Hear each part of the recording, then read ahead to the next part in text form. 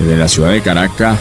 Bueno, estamos haciendo esta entrevista. Bueno, Susterland, nuevamente bienvenido a tu programa Pueblo en Lucha y a los micrófonos de Radio Carolina 93.1 FM desde Ciudad Guayana. Te damos un saludo enorme. Y bueno, háblanos con referente a cómo tú ves en materia económica, en materia también política internacional, que también eres una persona con un criterio ideológico claro. ¿Cómo ves la situación del país?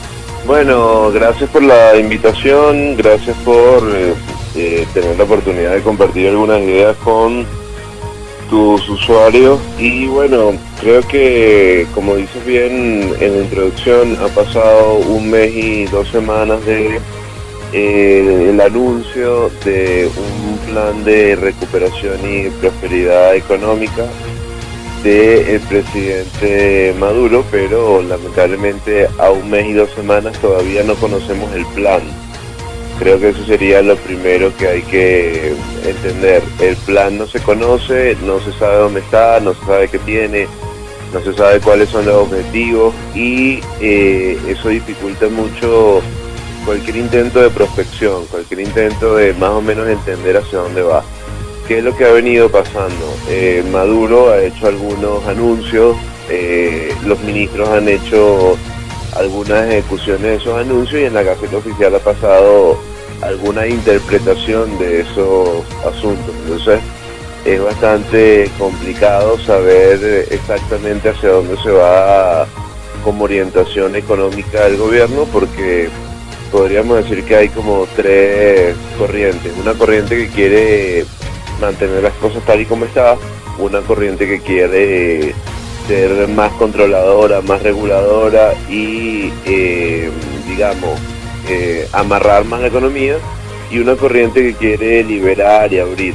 Entonces, en esas 3 corrientes el gobierno parece como darle un pedazo de cada medida a cada corriente, y por eso hay una especie de contradicción en los anuncios y en las acciones que se realizan.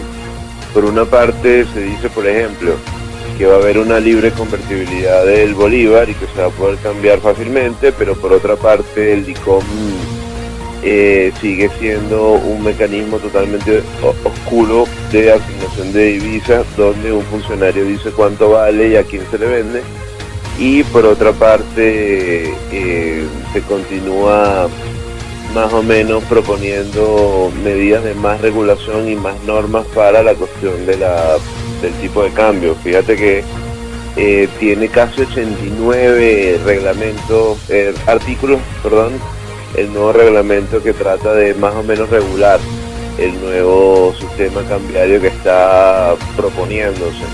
Lo del salario, que sería lo fundamental o lo más inmediato para la clase obrera, fue un aumento de 37 veces de un solo golpe a un salario que se había rezagado tremendamente. Ese aumento de 37 veces se ha ido destruyendo muy rápidamente por la hiperinflación que galopa en Venezuela. El mes pasado se calcula que los precios pudieron haber subido un 200%, es decir, que se pudieron haber triplicado.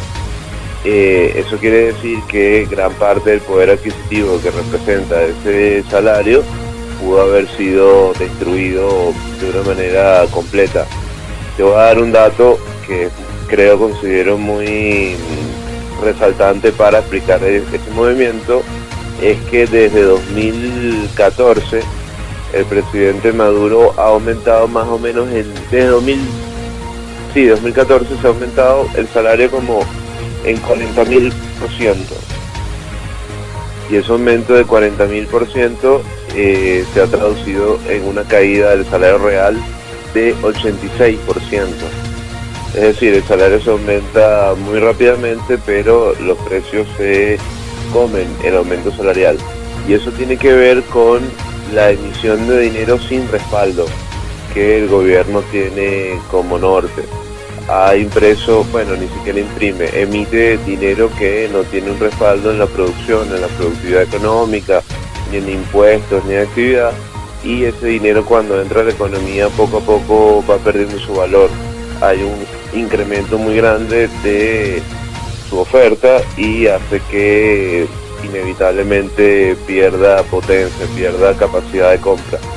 Lamentablemente el gobierno no ha dado esperanzas para la destrucción de la hiperinflación, y en el último mes la base monetaria que emite Banco Central subió 2,5 veces, lo cual quiere decir que hay un incremento de dinero muy grande en la economía, que es un incremento que no se corresponde con la producción ni con la productividad y que genera inflación, y que va a continuar esta espiral destructiva por lo menos hasta diciembre, enero, que son los pagos de aguinaldos y son los pagos de prestaciones sociales en muchos sitios, ¿no?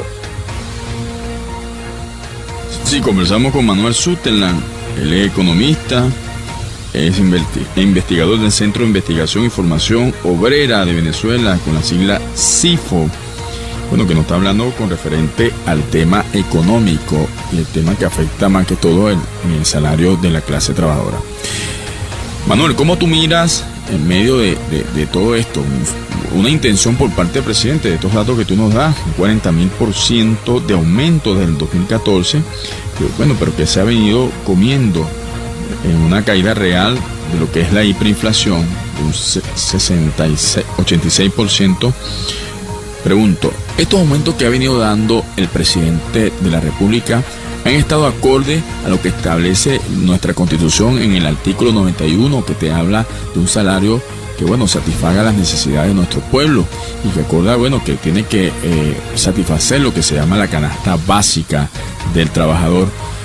¿Cuáles son las propuestas que en vista de esto, de esta pregunta que te hago, cuáles serían las propuestas que tú darías desde el Centro de Investigaciones en la cual tú trabajas, y como economista al gobierno de Venezuela para una posible salida a esta situación económica que vive el país? Bueno, sí, en Venezuela creo que es el artículo 91, como dices, que dice que el salario debería estar más o menos ligado o cercano a la canasta básica, pero generalmente está ligado más a la canasta alimentaria, a la que tiene exclusivamente alimentos. Hasta el 2012-13 el salario era bastante similar a una canasta alimentaria muy reducida y muy escueta que diseñaba el Instituto Nacional de Estadística. Ahora, hasta el 2014 se publicó ese dato y después más nunca se publicó un dato relativo a la canasta alimentaria. La canasta básica se considera que es más o menos el doble de la canasta alimentaria y ha sido generalmente lejana al salario. Ahora bien, creo que para recuperar el poder adquisitivo de la clase obrera es fundamental primero atacar la hiperinflación. Lo peor que hay para la clase obrera es la hiperinflación, porque la clase obrera recibe un salario en bolívares y no puede resguardarse en monedas externas, en divisas, no puede comprar oro, no puede comprar diamantes, entonces todo el dinero que recibe es inmediatamente devaluado, depreciado. Entonces el ataque a la hiperinflación es lo fundamental, y ese ataque pasa por una reorganización fiscal del Estado. El Estado tiene que reducir gastos militares, tiene que reducir gastos suntuarios y tiene que fundamentalmente reducir el déficit fiscal, reducir la brecha entre egresos e ingresos. Esa reducción tiene que darse para que el Estado ponga realmente un freno a la emisión de dinero sin respaldo y que el Estado pueda realmente cobrar impuestos como el impuesto al lujo o el IVA, que no estoy muy de acuerdo con el IVA, pero en esta circunstancia no queda de otra, y con ese impuesto poder pagar sus responsabilidades financieras. Ahora, lo segundo, en ese caso, sería declarar una moratoria en el pago de la deuda externa. Creo que Venezuela es absolutamente necesario que deje de pagar la deuda externa, y eso pasa por una negociación con los acreedores y con organismos multilaterales para tratar de pedir un periodo de gracia, un periodo muerto, una postergación o una quita. Eso se ha hecho de diversas maneras en Puerto Rico, Argentina, un poco en Rusia, un poco en Ecuador, y de diversas formas ha tenido éxito. Lo que yo creo fundamental es que el gobierno está entrando en default sin negociar la deuda, y eso es peor. Tiene el riesgo país a la inversión más grande del mundo y tiene una situación gravísima que además se come prácticamente todas las exportaciones del país, que lamentablemente han venido a pique por la caída en la producción petrolera. Lo tercero, en ese caso, sería fundamentalmente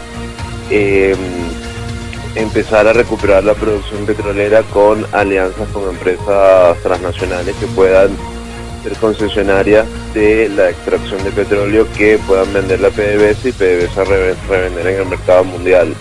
Sobre todo los pozos que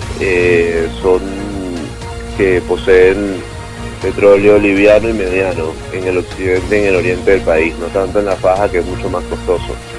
Lo cuarto, en ese sentido, sería, digamos, por lo general, empezar a confiar más en la clase obrera y hacer que la clase obrera tome por sí misma, bajo control obrero, un montón de empresas del Estado que están siendo muy mal administradas y están siendo muy, por decirlo así, descuidadas por burocracia militar o burocracia civil. Yo creo que la clase obrera puede organizarse y en control obrero tomar una buena parte de esas empresas y empezar a ponerlas a producir. Creo que eso sería importantísimo. Y lo quinto, hay trabas muy fuertes a la acumulación de capital, tanto privado como público. Esas trabas, como la ley de precios justos y eternos, la ley de acaparamiento, la ley de control de cambio y todo ese tipo de cosas, tienen que eliminarse. Son leyes que no sirven para absolutamente nada, solo alientan la persecución por actividades mercantiles y solo permiten que militares y policías extorsionen a personas que compran y venden, que producen, que hacen cosas. Solicitan guías de movilización que nunca dan y crean una especie de economía mafiosa donde son constantemente chantajeados un montón de productores de diversas ramas, campesinos, pequeños empresarios, pequeños productores de cualquier rubro. Entonces creo que esas son las 5 medidas que podrían más o menos discutirse para poder empezar un plan de recuperación económica verdadero. Manuel, vamos a un corte de publicidad, identificar la estación, y me gustaría dejarte una pregunta, continuando la otra hora del programa. Es referente en el marco del salario. Hay una propuesta por parte del Ejecutivo Nacional de la compra de oro.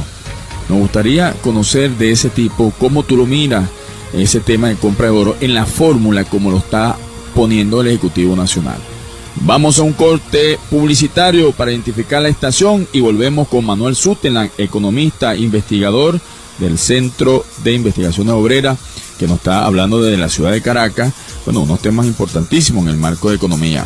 Ya volvemos por tu estación, Radio Carolina 93.1 FM y tu programa Pueblo en Lucha.